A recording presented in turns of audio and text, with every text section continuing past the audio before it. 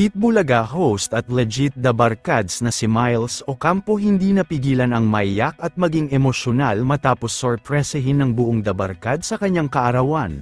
Ngayong araw May 1 ay masayang nagdiriwang ng kanyang ika-27th birthday ang aktres at The Barkads na si Miles Ocampo.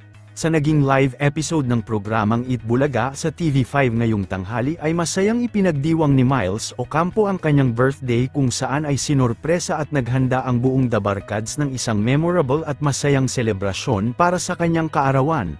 Nagkaroon din si Miles Ocampo ng kanyang special performance sa programa kung saan ay kumanta at sumayaw ito kasama sina The Barkads Riza May Dizon at Ata Shamulak. Hindi naman napigilan ni Miles Ocampo ang maiyak at maging emosyonal nang magbigay na ito ng mensahe ng pasasalamat para sa buong The Barkads. Ani pa ni Miles Ocampo ay hindi niya makakalimutan noong unang araw na siya ay naging parte ng programa at super thankful din umano siya sa mga ito. Narito panuurin natin ang mga kaganapan sa ika-27th birthday ni The Barkads Miles Ocampo ngayong tanghali sa programang Eat Bulaga.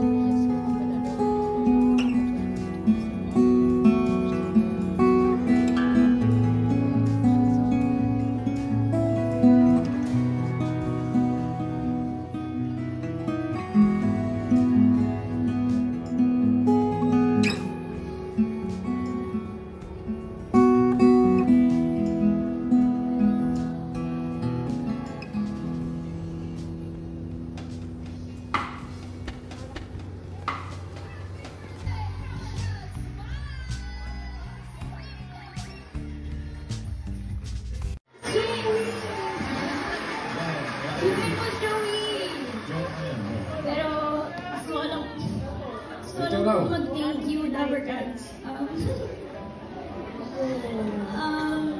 Hindi ko po makakalimutan nung bagong pasok ko sa Bulaga. Parang 1 month pa lang ako nung binigyan niyo ako ng birthday fruit agad. Thank you po sa Dabber Cats. Hindi ko in-expect ever na magiging parte ako ng pamilyang ko. So, thank you po, Ma'am Jen. Thank you sa lahat.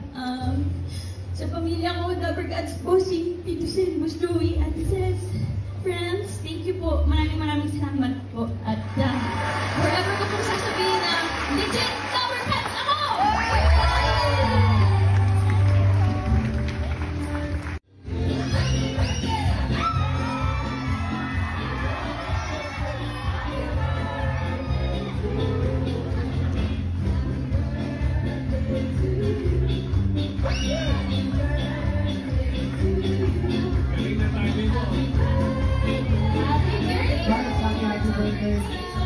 Malapit na si baby ko dito, so